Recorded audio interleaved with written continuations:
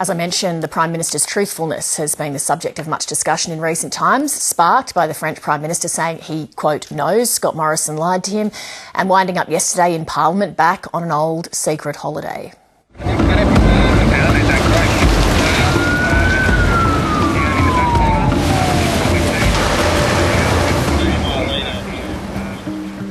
December 16th, 2019, Australia's east coast was on fire.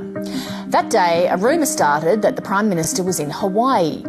Even though there'd been no official announcement, the media started reporting that the Prime Minister had gone on leave. The Prime Minister's office wouldn't tell reporters where he was. The next day, the acting Prime Minister, Michael McCormack, wouldn't say where Scott Morrison was either.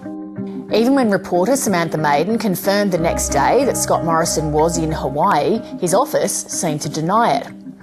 Confirmation only came later in the week when pictures emerged on social media of the PM enjoying a Hawaiian holiday. That same day, 2 volunteer firefighters died and dozens of homes were lost. The next day, the Prime Minister said he'd come home early and expressed regret. I deeply regret that, and so does Jenny. I don't hold a hose, mate, and I don't sit in the control room. Regret amplified to an apology the next day. And so to those Australians who I had caused upset to, and I apologise for that. On his return, the Prime Minister met a chilly reception. How are you? Yesterday, when asked in question time why his office told journalists he wasn't in Hawaii, Scott Morrison said this. The Leader of the Opposition will know because I texted him from the plane when I was going on that leave and told him where I was going.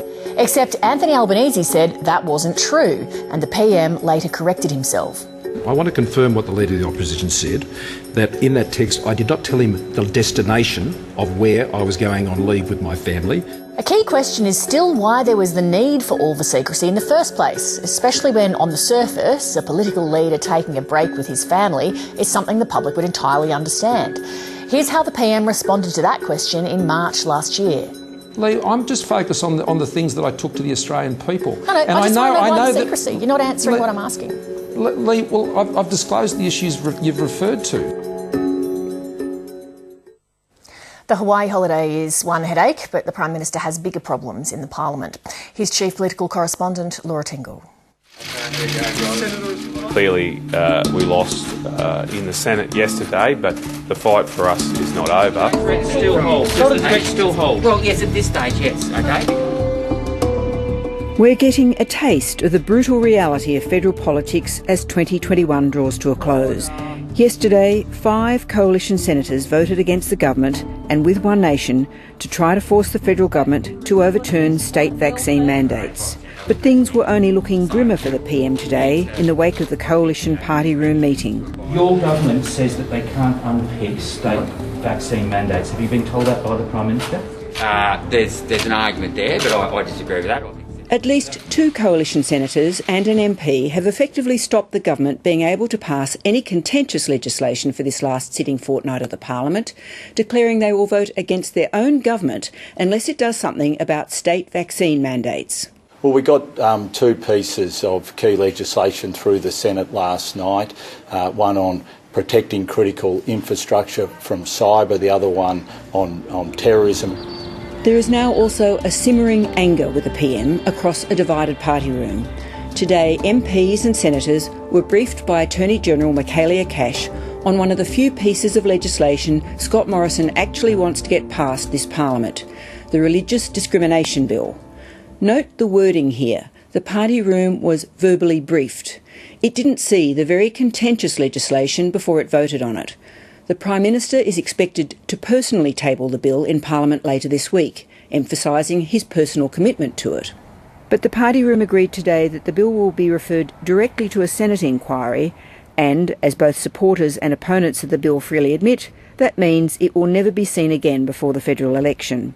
The other really contentious piece of legislation, which will require voters to produce ID before voting, is already before a Senate committee and, as a result, is also not looking all that likely to pass before the election. They're not doing whistleblowers, they're not doing anything about climate change, they're not doing anything about all of the issues that are important to Australians. Instead, they put this bill up and I won't be supporting it.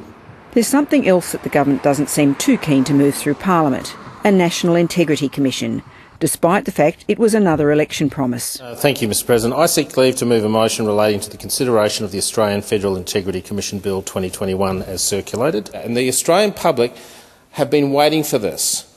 So there is now urgency. There is urgency in that we have to basically force the government to comply with their promise, their own promise. There being 25 ayes and 25 noes, the matter is resolved in the negative. With many senators still absent from the chamber because of COVID rules, the government survived a vote in the Senate against a move to bring on debate about a national anti-corruption body. But these are not the only signs of a dysfunctional parliament. There are delays to other legislation with real-world consequences, including one causing serious financial uncertainty for around $400 million worth of television productions, financed on the back of subsidies promised in September last year and due to start on July 1. A continuing campaign by Senator Rex Patrick to remove an exemption from corporate reporting requirements for some of Australia's largest companies and richest families means he keeps amending Treasury bills to get rid of the exemption. Apparently determined not to see the exemption removed, the government has repeatedly delayed debating such bills, and that's causing the big headache for the TV industry just now. And it's not just the legislative program that is in trouble. Relations in the Parliament are also deteriorating. President, this morning Senator Roberts leaked my personal mobile phone number on his social media.